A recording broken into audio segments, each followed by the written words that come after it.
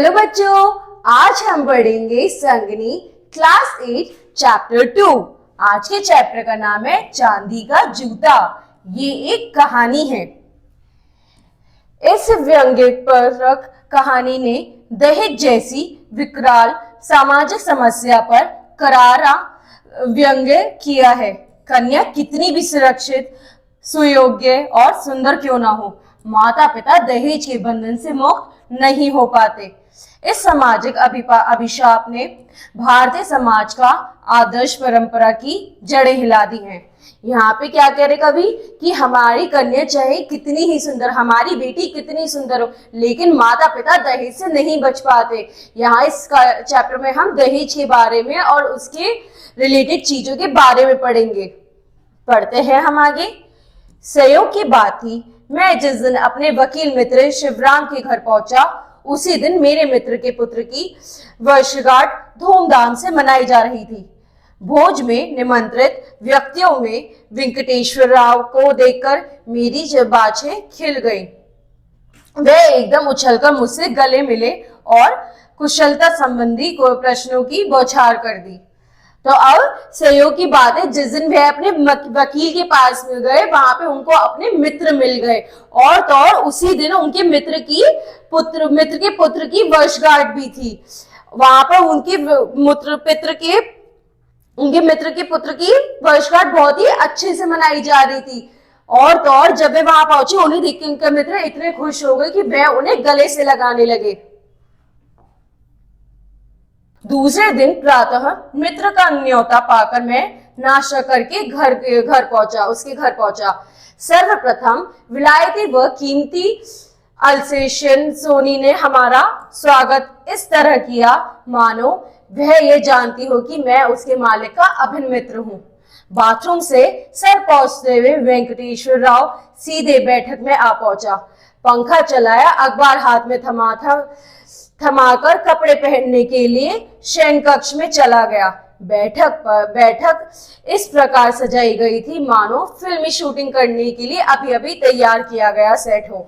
तो अब क्या हुआ, दूसरे दिन जब सुबह उनके मित्र का निमंत्रण आया तो वह जल्दी से खाना पीने तैयार होकर उनके घर को पहुंचे। वहां पे उनके स्वागत इस तरीके से हुआ जैसे कि सब जानते कि वह उनके मालिक के विभिन्न मित्र हैं। और तो और जब उन्होंने अंदर देखा, उन्होंने देखा उनके मित्र नहा कर आए, अपने बाल पोंछ रहे थे और न्यूज़पेपर लेकर ऐसे बैठे जैसे उनका पूरा घर, वो ऐसा आंगन ऐसे सजा हुआ था जैसे किसी फिल्म की शूटिंग चल रही हो। मन ही मन अपने मित्र की पत्नी की अलंकार प्रियता की प्रशंसा करने लगा, साथ ही उससे अपनी घरवाली की तुलना भी करने लगा। दीवारों पर सुप्रसिद्ध कलाकारों की पेंटिंग सुशोभित थी। मैं सोचने लगा कि हॉस्टल में रहते समय वेंकटेश्वर राव कैसे लापरवाह रहा करता था, आज उसकी रुचि में ऐसा भारी परिवर्तन कैसे हुआ।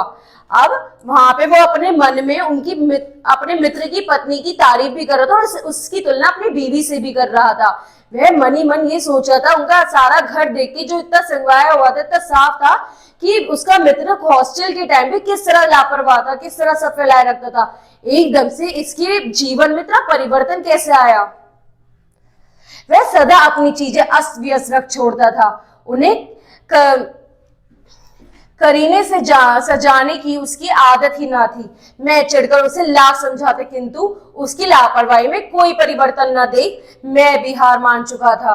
कभी कभी कहा करता था, यार तुम्हारी घरवाली ही शायद तुम्हें बदल सकेगी। वो ये याद करता है किस तरह वो लापरवाह था, सारी चीजें इधर से उधर फेंके रखता था। इवन वो उसे बहुत बार समझाता था और जब अंत में जब वो नहीं सुधरता था तो वो कहता था तुम्हें तुम्हारी बीवी ही सुधारी। अचानक मुझे स्मरण हो गया कि वेंकटेश्वर राव में तो कोई परिवर्तन ना हुआ होगा, यह उसकी श्रीमती रमा की सुरुचि का परिचय है। वाह, रमा तो सौंदर्य की आराधिका होगी। भाई साहब नमस्ते, शायद आप रास्ता भूल गए हैं जो हमारे घर आए, रमा एक सांस में कह गई। मैंने बिल्स को तिपाई कर रखते हुए दृष्टि उठाई तो देखता हूँ सामने हाथ जोड़े हंसमुख रमा खड़ी है। मैंने उठकर अभिवादन का प्रयोग दिया, तभी रमा पूछ बैठी, आप सुरेश की शादी में? अब आगे क्या हुआ? आगे वो ये अपने मन में क्या सोचता है, वह अपने मन में सोचता है कि ये मेरे दोस्त का काम है ही नहीं कि वो इतनी सफाई रखे, पक्का ये उसकी बीवी का काम है। उसकी बीवी भी कितनी सुंदर होगी। इतने में पीछे से उसकी मित्र की बीवी आती है, उससे कहती है, अरे भाई साहब आज आप यहाँ का रास्ता कैसे भूल गए। जब वो पीछे पलट कर देखते हैं तो उसकी हंसमुख बीवी उसके पीछे खड़ी हुई ऐसे प्रश्न कर रही थी। और वह साथ साथ क्या पूछ बैठी, आप सुरेश की शादी में क्यों नहीं आए? हमने तो आपका बहुत इंतजार किया। क्या सुरेश की शादी हो गई? मुझे न्योता कहाँ मिला जो चला आता? निमंत्रण पत्र तो भेजा नहीं, उल्टे मुझ पर दोषारोपण कह रही हो। वाह, उल्टा चोर कोतवाल को डांटे। आप क्या कह रहे हैं? हमने तो पहली किशन में ही कार्ड आपके नाम पोस्ट कर दिया था। हो सकता है रमा जी, पर मुझे मिलता तब ना मैं आता। सच कह रहा हूँ, मेरे नाम कोई निमंत्रण नहीं आया। मैंने अपनी तरफ से पूरी सफाई देने की कोशिश की।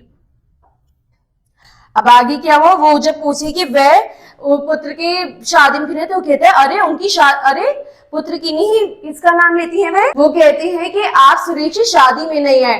तो वो कहते हैं सुरेश की शादी हो भी गई, वो मुझे तो निमंत्रण मिलता तभी तो आता। तो वो कहती है निमंत्रण तो हमने दिया था, हमने तो पोस्ट कर दिया था। वो कहता है लेकिन अगर मुझे निमंत्रण मिलता मैं तभी तो आता, जब मुझे निमंत्रण मिला ही नहीं तो मैं कैसे आता। वह पूरी कोशिश करता उन्हें समझाने की कि उसे निमंत्रण नहीं मिला। शायद रमा के तर्क के सामने मैं हार बैठता। तभी वेंकटेश्वर राव ने प्रवेश करके मेरी रक्षा की। रमा नाश्ते का प्रबंध करने के भीतर चली गई। थोड़ी देर बाद भीतर से बुलावा आया। भोजनालय में गुड़िया जैसी सुंदर कन्या तस्तरिये में मिठाइयां सजा रही थी। वेंकटेश्वर राव ने अपनी बहू को का परिचय कराया। यह सीमा, मेरी पुत्र वधू। जानते हो, इसने एमए प्रथम श्रेणी में किया है। विश्वविद्यालय भर में यह प्रथम आई। इसे स्वर्ण पदक की भी प्राप्त हुआ है। फिर राव ने अपनी पुत्र वधू से कहा, बेटी चाचा को जरा वह पदक को तो दिखलाओ। अब क्या हुआ, जब वो कहता है, जब वो उनसे इतने में बहस चल रही होती है, इतने में उसका मित्र आ जाता है उसके बचाव में। फिर वो उसे कहता है चलो भोजन लगा दो। जब वो देखते हैं सुंदर सी कन्या खाना भोजन लगा रही थी, तो वो अपनी पुत्र वधू की तारीफ करते हुए क्या कहते हैं, ये एमए में प्रथम श्रेणी में आई थी। और वो उससे कहते हैं कि जाओ अपनी वो डिग्री तो लेकर आओ। वो उन्हें दिखाने की इच्छा रखता है। सीमा को शायद पदक दिखाना पसंद ना था। वह सर झुकाए चाय के प्याले मेज पर लगा रही थी। रमा दौड़कर बैठक में गई। अलमारी से पदक लाकर उसने मेरे हाथ में थमा दिया। भैया, हमारी बिरादरी में आज तक किसी ने स्वर्ण पदक प्राप्त नहीं किया। अपनी सीमा पर हमें गर्व है। यह तो रात दिन पढ़ती है, पीएचडी भी कर रही है। कहती है कि मैं डॉक्टरेट भी करूंगी। मुझे डर है कि रात दिन जागने पर बहू की तबीयत नहीं बिगड़ना जाए। मैं लाख समझाती हूँ कि बहू तुम आराम करो, लेकिन हमारी बात सुनती नहीं। रसोई बनाती है, खाना परोसती है, ससुर की सेवा करती है, साथ ही कॉलेज में पढ़ाती भी है। तो अब क्या हुआ, उनकी पुत्र वधू को शायद उनकी डिग्री दिखाना पसंद नहीं था, लेकिन फिर भी जो उसकी सास थी रमा थी, वो जाकर ले आई और अपने मित्र से कहती है कि देखो हमारे पूरी उसमें सिर्फ ये जो स्वर्ण पदक लेकर आई है, अब ये आगे भी और पढ़ने की सोच रही है, मास्टर्स करने की सोच रही है, पीएचडी करने की सोच रही है। दिन रात पढ़ती रहती है। मेरे को तो लगता है कहीं बीमार न पड़ जाए। सारे काम करती है, घर के, ससुर का ध्यान रखना, सबका ध्यान रखना, साथ में पढ़ाई भी करती है। भाभी, तब कोई रसोईया क्यों नहीं रख लेती? कमाने वाली बहू से काम लेना तो ठीक नहीं है। लोग क्या सोचेंगे? मैं भी सोचती हूँ, लेकिन मुझे अपने हाथ का खाना ही अच्छा लगता है। काम भी क्या है, 4 जने हैं, आखिर हमारा भी तो समय कटना चाहिए। काम करने से तबीयत भी अच्छी रहती है। रमा, झूठ बोलने की भी हद होती है। ये पराये थोड़ी है यार। असली बात यह है कि रमा रसोई के पीछे खर्च करना बेकार मानती है। उनके मित्रों ने कहते फिर तो आप रसोई रख लो, अगर बहू काम भी करती है तो ऐसी बहू से काम कराना तो सही नहीं है। रमा बोलती है कि मुझे अपने घर का अपने ही हाथ का खाना पसंद है, और क्या जरूरत है, 4 ही तो लोग हैं, जरूरत भी नहीं है, तो कितना ही काम रहता है। इतने में उसका मित्र कहता है कि क्यों झूठ बोल रही, तो अपने ही हैं। असल में रमा को रसोइया पसंद ही नहीं है, उस पर पैसे खर्च करना बेकार मानती है। मैंने 1-2 नौकर रखे भी, पर कोई ना कोई बहाना बनाकर इसने भगा दिया, वेंकटेश्वर राव ने कहा। अब वो कहती कि मैंने नौकर रखे थे, लेकिन इसने कोई ना कोई बहाना करके उन्हें भी निकलवा दिया। तुम सारा दोष मुझ पर क्यों मरते हो? तुम्ही ने तो एक दिन नौकर को किसी काम का नहीं बताया, इसलिए मैंने हटा दिया, वरना मेरा क्या जाता है। काम कमाने वाले तुम हो और खर्चने वाले भी तुम ही हो। मैं आराम से बैठ जाती हूँ, मुझे क्या पड़ी है हाथ जलाने की। रमा जीज उठी, तो रमा जो है इस बात पे क्रोधित होगी, कहती है कि तुम ही कमाने वाले, तुम ही खर्च करने वाले, मेरा क्या जाता है, मैं क्यों अपने हाथ जलाऊं? ठीक है, तुम रख लो जो तुम्हारा मन हो। मैंने बीच बचाव के ख्याल से समझाया, अपना काम खुद करने में बुरा क्या है, भाभी का समय भी कटेगा और तुम लोगों को बढ़िया खाना भी मिलेगा। जब वे स्वयं खाना बनाने को तैयार है तो तुम रोकने की क्यों सोचते हो?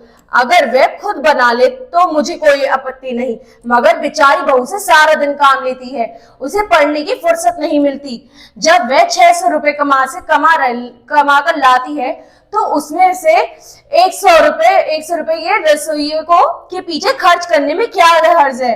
तो कहता है कि अगर वो बीच बचाव करने में, उनका मित्र कहता है अगर भाभी जी खाना बनाने को तैयार तो क्या दिक्कत है? वो कहते हैं कि खुद बनाए तो मुझे दिक्कत नहीं, लेकिन पूरा दिन बहू को लगाए रखती है, ना वो काम कर पढ़ने की रहती, ना किसी काम की, पूरे दिन रसोई की काम कराती रहती है। जब बहू 600 रुपए कमा के दे रही है, 100 रुपए रसोई को देने में क्या दिक्कत है? लेकिन इसे ये समझ नहीं आता।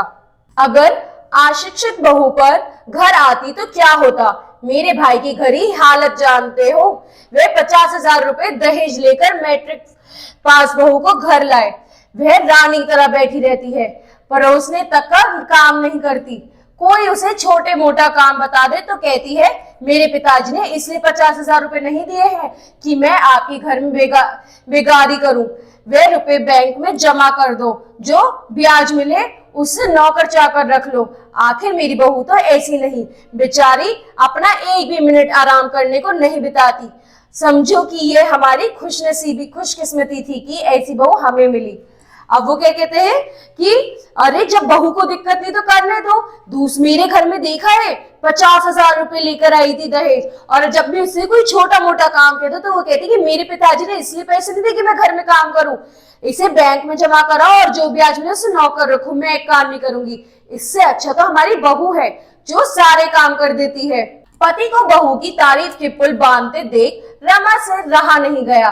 वह तनकर बोली, मैं ही चाकरी करने के लिए पैदा हुई हूं ना, मेरे बाप दादा जिम्मेदार थे, हमारे मायके में नौकर चाकर गाड़ी बाड़ी सब कुछ थी, लेकिन मैं यहाँ क्या भोग रही हूँ।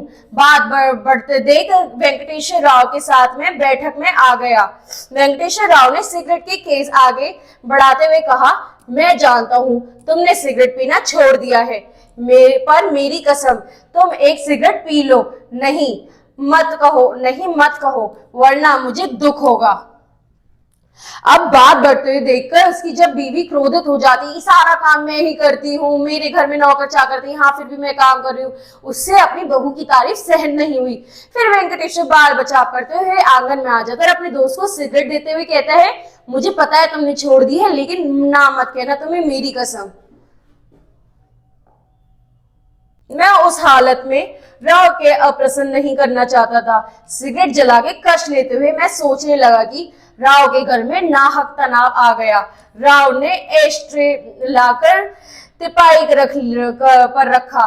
मेरी उत्सुकता जगी। वह चांदी का बना था, उल्टे पैर के जूते की आकृति का था।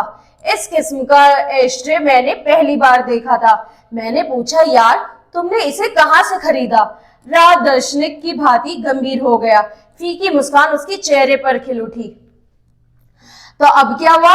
अब उस हालत में वह उसे अप्रसन्न करने के तो मूड में नहीं था, लेकिन वह ले लेता है, फिर एक दो कश मारते बात करने लगता है। इतने में उसकी नजर एस्ट्रे पे जाती है जो कि बड़ी ही सुंदर थी। तो वो उससे पूछता है ये तुम्हें कहाँ से मिली। वह बड़े ही मंद मुस्कुराहट से दबे उसमें बोलता है दोस्त मैं तुमसे क्या छुपाऊं, यह एस्ट्रे मेरे थोथे आदर्शों का उपहास करने वाले अविस्मरणीय चिन्ह है। तुम जानते हो हमने कॉलेज में पढ़ते समय शपथ ली थी कि हम भूलकर भी दहेज न लेंगे। यह भी जानते हो हमने अपने विवाह के समय इसका पालन भी किया। पर क्या बताऊं, जब मेरे पुत्र सुरेश का विवाह का प्रश्न उठा तब मैंने बिना दहेज के एक मित्र की कन्या के साथ रिश्ता पक्का किया। मेरी श्रीमती जी को वह रिश्ता पसंद नहीं आया। कई अच्छे परिवारों की लड़कियों के पिताओं ने मेरे घर की अनेक बार परिक्रमाएं की, किंतु किंतु देवी रमा उन भक्तों की दक्षिणा पर प्रसन्न नहीं हुई। आखिर मैंने वह रिश्ता तय किया। रमा ने सीमा को देखा, पसंद किया, रिश्ता पक्का भी हो गया, निमंत्रण पत्र भी छप गए। तो वो बड़े धीमे स्वर में कहता है कि हमने कॉलेज टाइम में ये प्रण लिया था कि हम कभी दहेज नहीं लेंगे और अपनी अपनी शादियों में हमने ये चीज देखी भी। लेकिन जब मेरी पुत्र की शादी की बात आई तो रमा ने इतने सारे रिश्ते ठुकरा दिए क्योंकि उन्हें उनकी बख्शीश पसंद नहीं आई जो वो पैसे दे रहे थे। अब जैसे तैसे करके रमा ने इसे पसंद किया, देखकर भी और सब कुछ रमा ने किया और अब अंत में रिश्ता भी पक्का हो गया, निमंत्रण भी छप चुके थे। विवाह में केवल 15 दिन रह गए थे। रमा सोच रही थी कि सीता के पिता सिविल सप्लाई ऑफिसर हैं, उन्होंने दोनों हाथ से खूब कमाया होगा, बिना मांगे हजारों की दक्षिणा मिल जाएगी। आखिर न मालूम हो कैसे उसके कानों में यह भनक पड़ी कि सीमा के पिता बड़े की भद्र पुरुष हैं और ईमानदार हैं, उन्होंने कभी रिश्वत नहीं ली, इसलिए वह विवाह ठाट से तो करेंगे किंतु दहेज में एक भी पैसा ना देंगे। जब सुंदर सुशील एवं योग्य कन्या को हम कन्यादान की रस्म अदा कर सौंपते हैं तो दक्षिणा क्यों चुकाएं? अब जब 15 दिन शादी को बचे थे तो उनके मन में क्या आया कि ये तो अफसर हैं, ये अच्छा कमाते होंगे और तो और अच्छा दहेज देंगे। लेकिन पता नहीं किस तरीके से उनके कान में खबर पहुंची कि उन्होंने कभी रिश्वत नहीं ली और ना ही वो दहेज देंगे। उनका मानना यह था कि सुशील एवं योग्य कन्या को हम कन्यादान की रस्म अदा कर सौंपते हैं तो दक्षिणा क्यों चुकाएं? मैंने भी कभी सीमा के पिता से दहेज की मांग नहीं की थी। रमा मुझ पर दबाव डालने लगी कि मैं सीमा के पिता से दहेज की रकम की बात पक्की कर लूं। आखिर में विवश हो गया। झिझकते हुए मैंने सीमा के पिता के कानों पर वह बात डाल दी। मैंने सिर्फ इतना ही कहा, भाई साहब कई लोग लाख रुपयों के दहेज का लोभ दिखाते मेरे घर आए, लेकिन मैंने उन सभी रिश्तों को ठुकरा दिया। तो कहती है कि मेरी बीवी ने मुझ पर तनाव डाला कि मैं भी बात करूं दहेज की। बस मैंने वहां जाके उनके कान में इतना कहा कि मेरे घर पे काफी लोग आए जो लाखों रुपए देने को तैयार थे, लेकिन मैंने वो सारे रिश्ते टाल दिए, ठुकरा दिए। मैं सिर्फ लड़की को योग्य, सुशील और सुंदर देखना चाहता था, लेकिन मेरी श्रीमती कुछ और सोचती है। मैं यही करूंगा कि हम दोनों परिवारों की प्रतिष्ठा को ध्यान में रखते हुए उचित अवश्य दें। तो कहते हैं कि लेकिन मेरी जो धर्म पत्नी है वो इन चीजों में नहीं मानती, मुझे दहेज नहीं चाहिए बट मेरी धर्म पत्नी को चाहिए। अब मेरा ये मानना है कि दोनों परिवारों की प्रतिष्ठा को ध्यान रखते हुए उचित अवश्य दें। ये शब्द कहकर मैं घर लौट आया। वे भले मानुस थे, मुझ पर नाराज भी नहीं हुए, लेकिन मैंने घर लौटकर रमा को सूचना दी कि अच्छी खासी रकम दहेज में मिल जाएगी, तुम फिक्र मत करो। विवाह के दिन तक रोज वह मुझे तंग करती रही कि तुमने यह क्यों नहीं कहा कि 50,000 रुपयों का दहेज मिलने पर ही हम आपकी कन्या को ब्याहेंगे। तो अब क्या हुआ, वो घर आके कहते कि अच्छी खासी रकम मिल जाएगी, लेकिन वो कई दिन तक अपने पति को परेशान करती रही कि जब तक 50,000 रुपए नहीं दोगे कन्या घर नहीं आएगी। मैंने एक सप्ताह बाद सुना कि सीमा के पिता ने राइस मिल्स एसोसिएशन के सदस्यों को अपने घर बुलाया था। राइस मिल्स एसोसिएशन ने कन्या को एक बहुत बड़ा चांदी का बर्तन भेंट दिया। वही बर्तन हमें दहेज में प्राप्त हुआ। मेरी श्रीमती जी ने विवाह संपन्न होते ही वह बर्तन लेकर कमरे में सुरक्षित रख दिया। मुझे अलग से बुलाकर बर्तन की ढक्कन खोला। उसकी आंखें विस्मय से चमक उठी। नोटों के बंडलों से वह बर्तन भरा हुआ था। तो अब क्या हुआ, वहां पर एक एसोसिएशन के लोग आए हुए थे जिन्होंने एक चांदी का कटोरा दिया था। अब वह जो उसकी बीवी है वो कमरे में लाके वो कटोरा खोल ही रही होती है कि उसमें से बहुत सारे नोटों के बंडल मिलते हैं। रमा ने सारे बंडल जमीन पर उड़ेल दिए, जिसमें कुल मिलाकर 60,116 रुपए थे। रमा सीमा के पिता की उदारता की प्रशंसा करती रही। वह सभी नोट एकदम नए थे। मुझे तो डर लगा कि कहीं ये जाली नोट तो नहीं। रमा रुपयों के बंडलों को एक बक्से में सजाने लगी। मैंने बर्तन में हाथ डाला तो कोई और चीज हाथ लगी। वह चांदी का जूता था। मेरे समधी ने मुझे वह जूता मेरे सिर पर नहीं दिल पर मारा था। तो अब क्या हुआ, अब जब उन्होंने वो बर्तन खोला उसमें बहुत सारे पैसे थे। उसकी बीवी ने सारे पैसे रख लिए। उसमें 60,000 समथिंग रुपए थे। तो लेकिन उसके अंदर एक चांदी का जूता भी निकलता है।